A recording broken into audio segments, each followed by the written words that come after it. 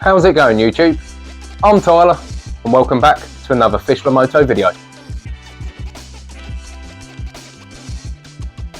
I hate to be the bearer of bad news, but summer's definitely over and winter's on its way. The temperature's starting to drop when I'm out riding and it's getting pretty cold. In my opinion, one of the worst things about riding in the winter is getting cold hands. I hate having cold hands. To help prevent getting cold hands while out on my motorbike, I do have a few options. One of which is I can go out and buy thick winter gloves, which are thick and bulky and make it hard to feel the controls on a motorbike. Another option is heated gloves, but once again, they're thick and bulky and quite expensive. A third option, which is what I've got on my Versys, is heated grips. Heated grips replace your normal grips, but are insulated with a heater what gets warm and heats up the inside of your hands, keeping your hands nice and toasty while out riding your bike. So in today's video, I'll be fitting these heated grips by Oxford. They're a pretty standard set. They cost about this much, but prices do vary online if you shop about. Like I said, I've already got the exact same set as this on my Versys. So in today's video, I'll be fitting them to Flora's Honda CG 125. The heated grip set are universal and will fit on any bike with a 22mm handlebar. Let's have a look at what's included in the box.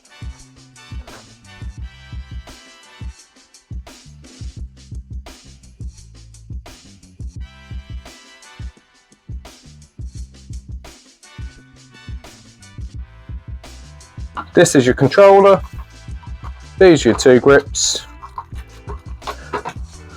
and the wires what go to your battery terminal. Also included a bracket for your controller so you can put it on your handlebars, and some glue and cable ties to help secure everything. When it comes to fitting the grips onto your bike, you'll notice that one has a wider diameter than the other one. The grip with the wider diameter is the one for your throttle, and the one with the narrower diameter is for the non-throttle side. So the first job is going to be get a Stanley knife and cut off your old grips.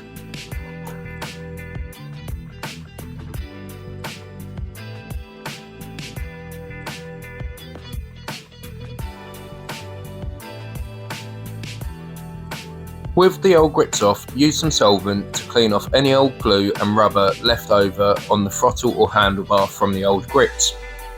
Put a little bit of super glue on your handlebar and your throttle tube. Then slide on your new heated grips.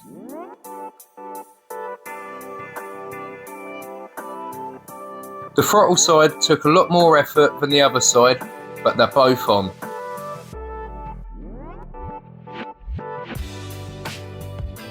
For the next part, you want to be able to trace your loom from the handlebars all the way along the frame to the battery. Most bikes, to do this, you'll need to take off the seat, fuel tank and some fairings. Inside the box, there was a load of brackets and bolts and screws and stuff. That's all of this. In that bag, you've got 2 spacers, 2 washers, 4 new nuts, 4 little screws and this little bracket. This bracket bolts onto your handlebars and your control module bolts onto that bracket via these little screws.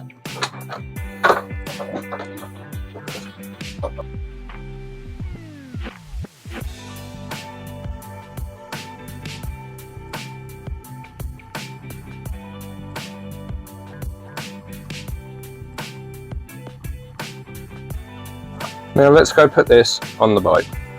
To mount the control to the bike, remove the 2 bolts for the clutch housing and replace them for the longer ones that came in the kit, followed by the 2 spacers.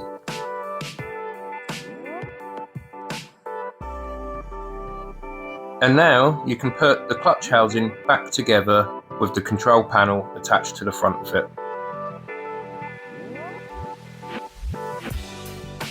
Tidy up all of the wiring by cable tying it to the original loom going from your switch gear all the way through the headstock and to your frame.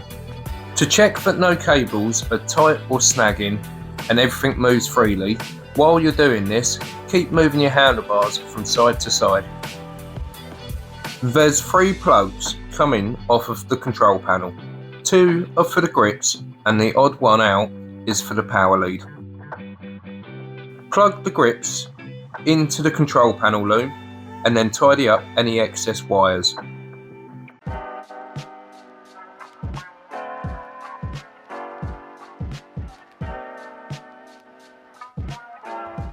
Plug in the power lead, then run it to your battery.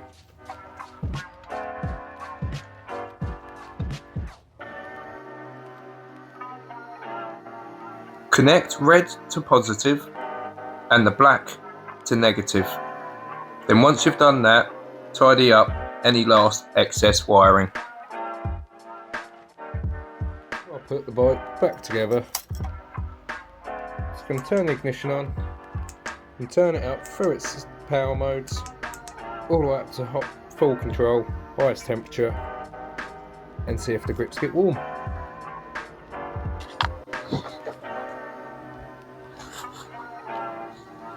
Yep, they both work.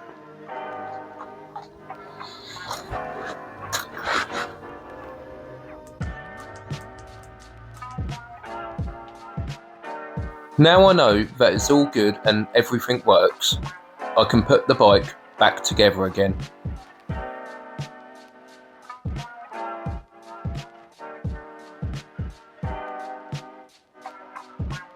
And that's it, YouTube, job done.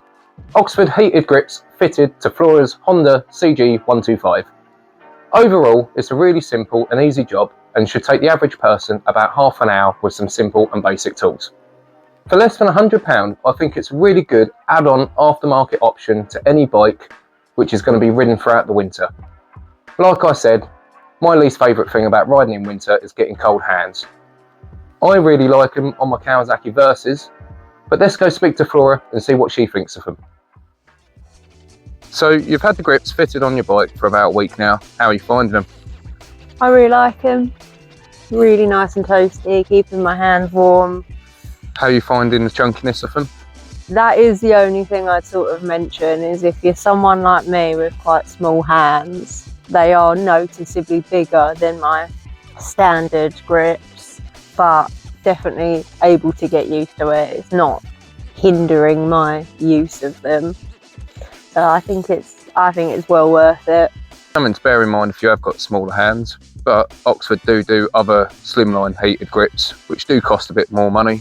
So maybe if you've got smaller hands, they're the ones to look for then. Yeah. But overall, you're happy with them? They're keeping your hands toasty? You're getting along fine? Yeah. Cool. Really happy. Hopefully, if you're looking at getting some Oxford heated grips for your own bike, you found this video useful. If so, make sure to like the video and subscribe to the channel. Thanks for watching Fish La Moto. Bye.